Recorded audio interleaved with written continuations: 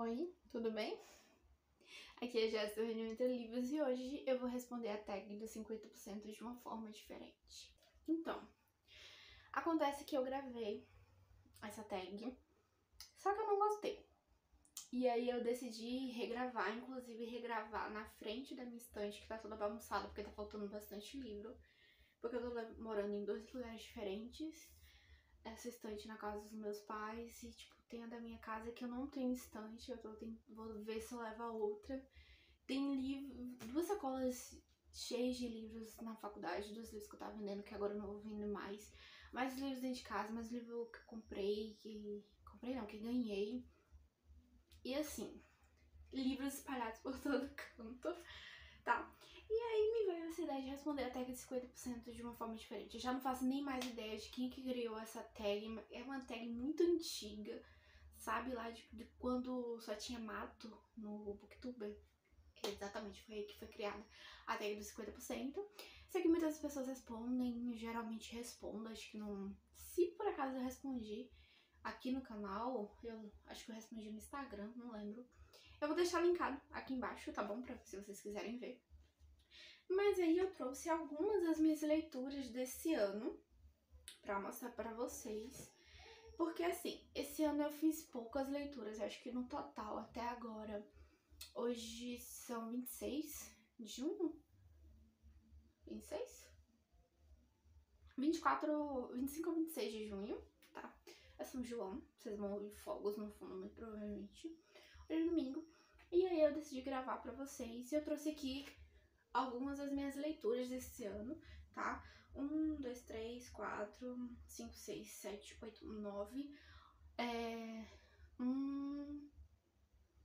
E acho que 4 foram e-books, acho que sim. Eu já nem faço muita ideia, assim, do que eu li esse ano, pra ser bem verdade. Eu sei que só se passaram 6 meses, mas pra mim parece que se passou muito mais tempo. Mas eu fiz leituras boas, leituras marcantes, e eu trouxe algumas delas aqui pra falar com vocês, tá bom? Eu quero... Peraí, primeiro eu tenho que começar com essa, depois essa, depois essa. Isso. Eu quero começar com o Maioral, que é muito difícil responder. Eu lembro, a primeira pergunta da tag 50% é a melhor leitura até então, né? E eu acho muito difícil que alguém vá superar esse daqui, embora tenha outros tão bons quanto, tão emocionantes quanto, tão importantes pra mim quanto. Mas Aurora Ascende, pra mim, foi crucial fazer essa leitura. Foi a primeira leitura que eu fiz esse ano e, tipo assim, ela abriu muito bem. Ela abriu muito bem as minhas leituras de 2023 e, assim, incrível, perfeito, sem defeitos. Inclusive, tem uma outra pergunta que é a melhor continuação. A minha melhor continuação foi Aurora Arde, tá? Que inclusive terminei de ler, agora só falta Aurora, Adeus Aurora, Aurora Ends, e que eu espero ler em breve. E vim aqui contar pra vocês como é que foi a minha experiência com essa trilogia, mas assim, velho, já dá pra perceber, né? O tanto que eu amei. Perfeita, sem defeito, gente. Simplesmente leiam, tá bom? Agora eu tenho aqui pra vocês 2 leituras nacionais, que eu acho que foram as únicas leituras nacionais que eu fiz esse ano. Eu tô com algumas questões sobre isso pra resolver, tá? Mas eu tenho aqui 2 autoras incríveis. Primeiro é o livro de estreia da Gil Cirqueiro, Vivendo nas Entrelinhas. Foi incrível pra mim, emocionante ao extremo. E é muito interessante você observar que o primeiro livro da Ju, ela já se saiu tão bem assim, sabe? É uma escrita muito fluida. Eu me apeguei muito à personagem logo de cara. Ela é uma professora de história, claro. Eu também sou professora de história, tipo assim, me pegou de jeito e... Ai, tô até gaguejando porque eu amei demais essa história, tá? Eu tive que parar em alguns momentos porque ela conversou muito comigo e despertou várias coisas em mim, vários sentimentos, gatilhos em algumas partes, de algumas coisas que aconteceram comigo, que aconteceu aqui com a Heloísa, que é a nossa protagonista, mas mesmo assim, incrível, incrível mesmo. Eu amei essa história. E, cara, o que falar de Livro para Recomeçar, da Paula Alexandra? Aqui já não é um livro de estreia, né? Esse é o segundo livro da Pá. Inclusive, ela tá escrevendo mais um por agora, que eu tô louca pra ler também.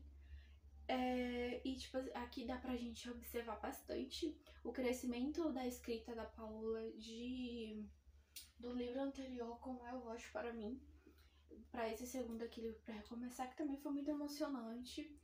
Assim, uma outra coisa da história aqui do final que eu discordei, mas, assim, é uma questão cultural da sociedade brasileira, o que a Paula trouxe aqui, né? Até porque a gente tá falando do Brasil Império, da figura ali já no final do Império, na verdade, né? A figura do Dom Pedro II, da Princesa Isabel, são recorrentes aqui na história. A questão da escravidão e tudo mais, da abolição. E muito se gira em torno disso. E a Anastácia, a nossa personagem principal, né, que foi presa no convento não, num hospício, é tida como louca pelo marido dela. E isso é a história de tantas mulheres que são histórias tão reais que aconteceram nesse período, que em algum momento em algum lugar nesse mundo pode estar acontecendo agora. E pra parar de acontecer ainda vai demorar bastante. Claro, pega a gente de jeito, a Paula escreve muito bem, ela transmite muitos sentimentos na escrita dela. Claro, não tinha como não ser 5 estrelas favoritado, mesmo tendo coisas que eu não concorde aqui. Mas eu reconheço que são questões históricas que já estão, de certa forma, intrínsecas na sociedade brasileira, que é bem difícil retirar, sabe? Eu quero mostrar aqui também o Heartstopper 2. Não tem como. Eu acho que aqui, na verdade, eu dei até 4,5. Não lembro agora. Mas eu lembro que eu gostei também. Foi muito emocionante. O iniciozinho de relacionamento deles é muito fofinho. E tem muitas outras questões aqui que eu já estava esperando que acontecesse, né?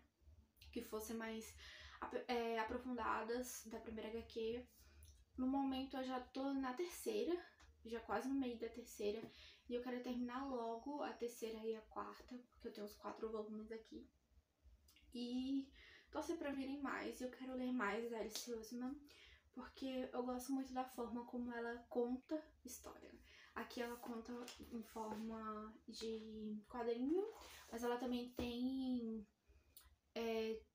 textos, livros com narrativa e tal, que é o quê? Sem Coração. Tem um outro lá que é, como é? Rádio Silêncio, cadê ela? Não lembro. Mas ela tem livros muito famosos e eu ainda não li nada dela, a não ser Heartstopper, e eu quero conhecer um pouco mais porque eu gostei da forma dela de contar histórias. Inclusive eu sigo ela no Instagram e ela é muito fofinha. Outras 2 leituras aqui que são leituras de pirar a cabeça. Sim, inclusive eu tava pensando nisso esses dias, aí vai Tamires e solta um vídeo livro fumaceira e livros fumaceiros, e um deles aqui saiu lá na lista dela. E assim, eu tenho meus livros fumaceira também, que eu tô pensando se eu gravo, dou outro nome e tudo mais, mas a ideia é bem parecida com o da Tami. Mas eu tô falando de É Assim que se Perde a Guerra do Tempo, que foi um dos que ela falou. Inclusive eu li esse livro por recomendação dela. E também Piranesi, que também foi outro por recomendação dela. Tem muita coisa que eu leio que é recomendação da Tamires, do Resenhando Sonhos, porque a gente tem um gosto, assim, de certa forma parecido, mas ao mesmo tempo faz parte do amadurecimento do meu gosto literário. Não sei se vocês conseguem me entender. Mas assim, são livros muito doidos que tem hora que a gente acha que sabe o que tá acontecendo, tem hora que não sabe. Aqui a gente tem a Blue e a Red que estão lutando essa guerra e se conhecem e trocam mensagens e parece que uma tá espionando a outra e não sei o que. É uma coisa muito doida. A forma como é narrada essa história é muito doida. Tipo assim, tem o quê? 200 páginas esse livro? Acho que nem 200 páginas tem. Velho, é uma coisa muito louca. Isso aqui foi leitura de janeiro, tá? Nossa, 190 páginas. Isso aqui foi leitura de janeiro, isso aqui também foi leitura de janeiro. Eu acho que primeiro eu li Piranesi, depois eu li É Assim que se Perde a Guerra do Tempo. Acho que foi. E tipo assim, é muito doido e muito perfeito. Muito doido, muito perfeito. Mas eu acho que eu gostei mais de Assim que se perde a Guerra do Tempo do que de Piranesi. E aqui a gente tem o Piranesi que tá dentro dessa casa e a única pessoa que ele conhece nessa casa é um cara que aparentemente seja um cara chamado Outro. E, tipo assim, parece que tem alguém entrando na casa. E, tipo assim, é uma coisa muito louca, cara. E você só vai lendo, assim. Quando você pensa que era uma coisa, acaba sendo outra. O final, assim, tipo, o plot é muito... O plot desse daqui também é... E pra mim, ele tem um final meio que aberto, cara. Só sei que eu queria muito ler mais disso aqui, sabe? Não só dessas duas personagens em si, mas me aprofundar mais neste universo, no que tá rolando aqui, sabe? Eu queria muito mais a história. E eu queria muito mais aqui. Inclusive tem um personagem que já entra já mais pro final de Piranesi. E tipo assim, queria saber um pouco mais sobre ela, sabe? Então, assim, 2 livros incríveis que vocês precisam ler e ter a própria opinião de vocês, tá? Porque é muito perfeito. Agora, pra fechar, eu quero falar de uma trilogia. Eu não vou entrar no assunto Daisy Jones and the Six aqui, tá? Eu falei um pouco de Daisy Jones no vlog 25 e falarei um pouco mais à frente quando eu digerir essa história, porque eu tenho algumas coisas pra falar sobre ela, tá? Mas agora eu quero falar sobre uma outra coisa que eu quero falar muito sobre, que é a trilogia Cronos. O primeiro livro é o Viajantes do Tempo, o segundo livro é o Limites do Tempo e o terceiro livro é o Fragmentos do Tempo. 5 estrelas, favoritado, perfeito, incrível, sem defeitos, uma história, assim, muito... uma ficção científica, sabe, inovadora, sem essa de mais do mesmo, sabe? Eu gostei bastante e, tipo assim, tocou no meu fraco, que é historiadores. Quero ler mais livros com historiadores, depois fazer só um vídeo falando sobre livros que tem historiadores. Então, Cronos tem historiadores. Aqui os historiadores, eles podem voltar no tempo e viver, sabe, os acontecimentos históricos, depois escrever sobre isso e tudo mais. Assim, o método historiográfico foi pro lixo aqui, né? O método historiográfico foi totalmente revisitado, revisto.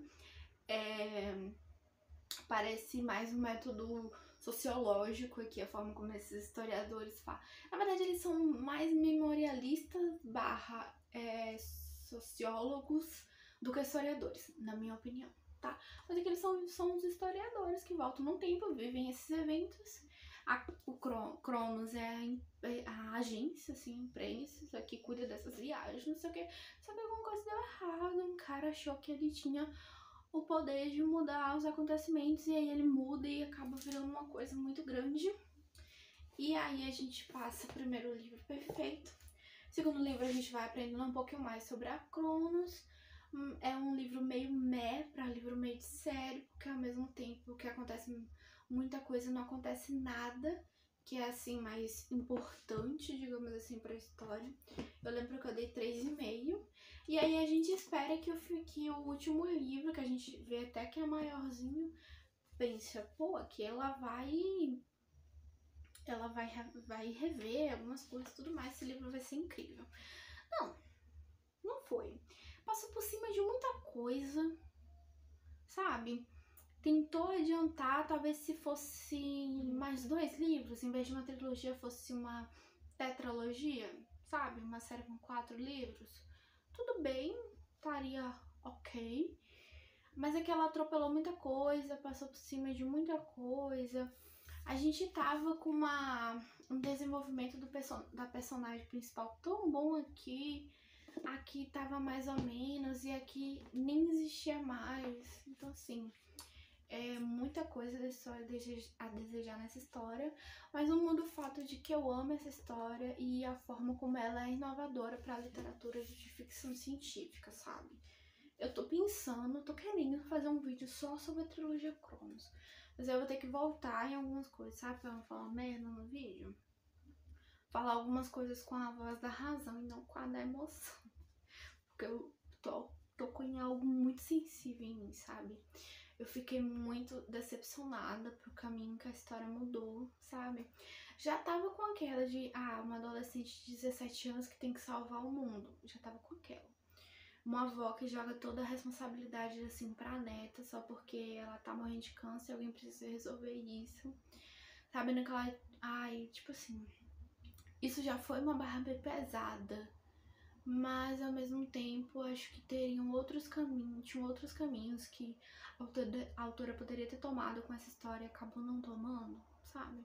Mas foi isso. Bom, aqui eu falei de livros favoritos, sequências favoritas, livros que me decepcionaram, sequências que me decepcionaram, livros fumaceiras, personagens favoritos. Não falei tanto assim porque eu acho que eu gostei de todo mundo, mas principalmente das minhas meninas, esses 3 livros aqui, né?